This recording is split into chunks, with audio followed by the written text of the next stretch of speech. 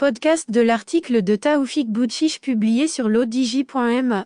L'auteur a intitulé son article « Visite du président Macron à Alger, cédera-t-il aux pressions des dirigeants algériens ?» Il commence son article ainsi.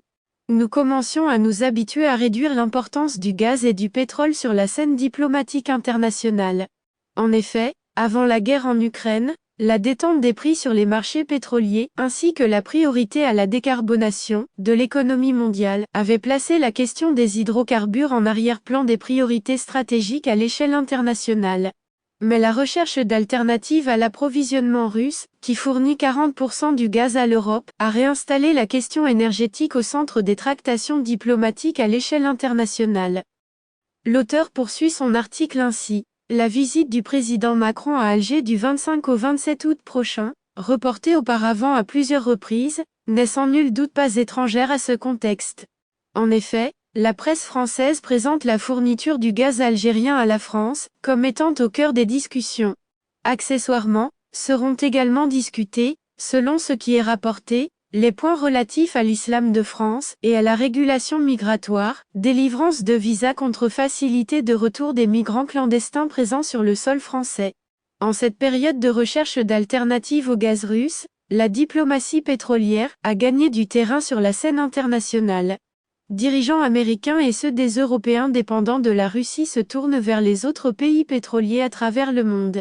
Par exemple, les Américains sont allés jusqu'à reprendre des discussions avec le Venezuela auparavant régimonie mais dont on s'est souvenu alors qu'il était bien pourvu en hydrocarbures. De même, l'accélération des efforts pour relancer l'accord sur le nucléaire avec l'Iran n'est pas exempte d'arrière-pensée pour permettre au gaz iranien d'être accessible sur le marché mondial. Dans le même ordre d'idées, l'administration américaine n'a-t-elle pas présenté la présence du président Biden aux côtés du prince héritier Mohammed Ben Salman au sommet des pays du Golfe organisé à Riyad, comme une concession diplomatique. L'objectif étant de convaincre l'Arabie saoudite et les pays du Golfe, à la veille de la dernière réunion de l'OPEP qui a succédé à ce sommet, de consentir à augmenter leur production et les livraisons de gaz et de pétrole sur le marché mondial. L'auteur ajoute ainsi.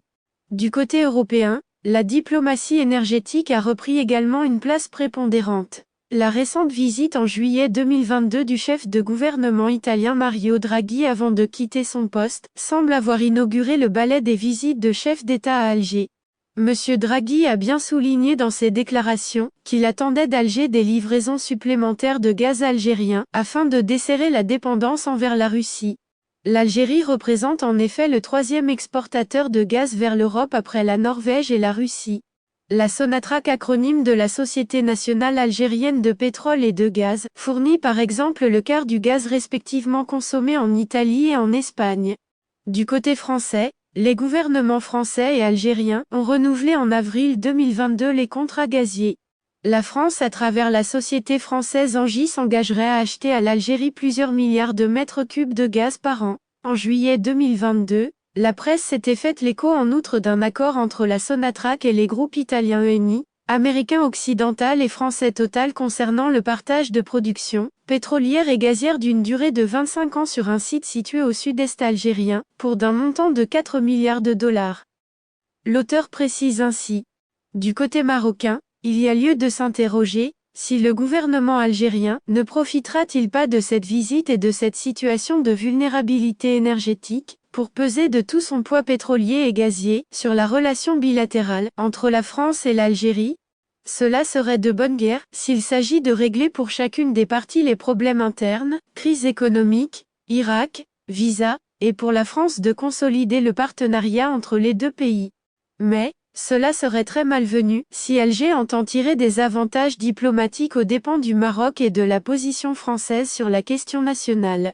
Car encore faut-il le rappeler, la France a exprimé à plusieurs reprises son soutien au sein du Conseil de sécurité des Nations Unies à la proposition marocaine d'autonomie comme étant la seule solution sérieuse, crédible et réaliste à ce conflit artificiel, qui malheureusement n'a que trop duré.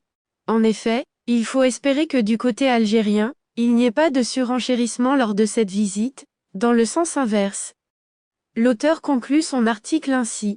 La paix et la sécurité, dans le Maghreb doivent sous-tendre au premier chef les tractations diplomatiques dans un contexte de crise internationale aiguë, qui affecte chacun des pays car le contraire, nuirait à toutes les parties et ne servirait que des intérêts de courte vue.